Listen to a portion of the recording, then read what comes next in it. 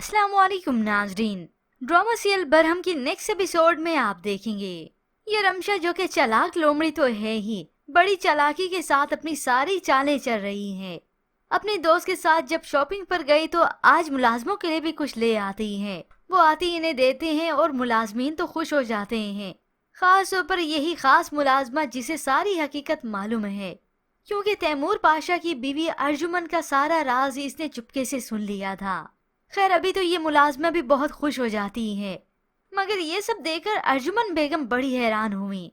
ऐसे में अलीजे और इसका भी आमना सामना होता है। अलीजे तो साफ इसे सुना देती हैं, तुम 100 दफा भी मर के पैदा हो जाओ ना तो मेरा और तुम्हारा कोई मुकाबला नहीं। जबकि दूसरी जानिब ये सज्जल सगों से भी बढ़कर अपनी माँ का ख्याल रखती है।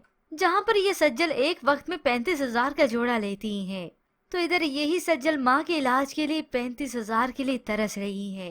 बिलाखिर यही ताबिश होता है जो आकर उसकी मदद करता है, मगर फिर भी माँ उससे खुश नहीं होती, उसे बातें ही सुनाती है। तुम्हें तो सिर्फ दूसरों की बातों का ख्याल है, जो मैं कह रही थी उस वक्त तुम्हें कोई फर्क ही नहीं पड़ा, क्योंकि असल में इस माँ की तबीयत तो इसी वजह से खराब हुई कि कहीं ये ना हो कि तैमूर पाशा को हकीकत मालूम ही ना हो जाए कि सज्जल उसकी सगी बेटी है, ना कि ये रमशा जो कि पैसों की खातिर ऐशो इशरत की खातिर बड़ी गेम खेल रही है। अब ये ताबिश उसका कजन ही है जिससे दिल की बात करती है कि उसकी वालदा को लगता है कि इसे मेरी फिक्र ही नहीं। यूं ही आज सज्जल को एहसास भी होता है कि इंसान के पास कुछ हो ना हो, पैसा जरूर होना चाहिए, क्योंकि मुश्किल वक्त में यही पैसे ही काम आता है। तो इधर ये रमशा ड्रामेबाज जब घर आई तो दरवाजा खटखटाती रह जाती है। तब उसे मालूम हुआ कि उसकी वालदा को तो हॉस्पिटल ले गए हैं, तो तैमूर पाशा को लिए वो हॉस्पिटल ही आएगी।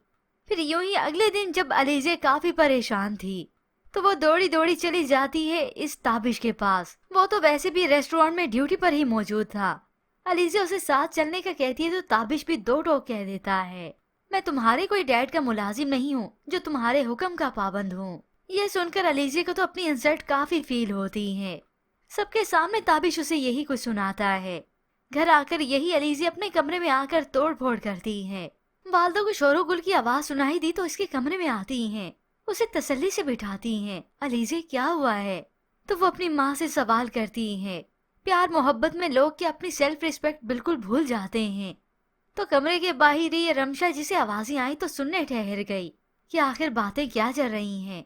तो इधर अलीजे जो कि चिल्ला चिल्ला कर अपनी माँ को बताती है कि वो मुझे इग्नोर करता है, मुझसे बात तक नहीं करता। माँ को लगा कि ये सालार की बात कर रही है तो वो झुठला देती है, उसे मुझ में और मुझे उसमें कोई इंटरेस्ट नहीं है, मैं किसी और को पसंद करती हूँ। ये सुनकर अर्जुमन बेगम की तो हवाएं उड़ गईं, क्योंकि पहले भी इसने अपने वक्त पर पैसे ही देखा था, तो अब बेटी के वक्त पर ऐसे कैसे नहीं देखेगी। इसीलिए तो इसके कजन सालार को ही इसने सिलेक्ट किया। मगर बाहर खड़ी रमशा जो ये सब कुछ सुन रही है, उसे तो अंदाजा ही नहीं कि ये अलीजे मेरे ही कजन ताबिश से मोहब्बत करती है, और ना ही अलीजे को अंदाजा है कि ये इसका कजन है। खैर मगर अर्जुमन बेगम दो टोक अपनी बेटी से कह देती हैं कि वो बचपन से उसकी हर ख्वाहिश पूरी करती आई हैं, हर जिद मानती आई हैं, लेकिन अब की बार ये नहीं।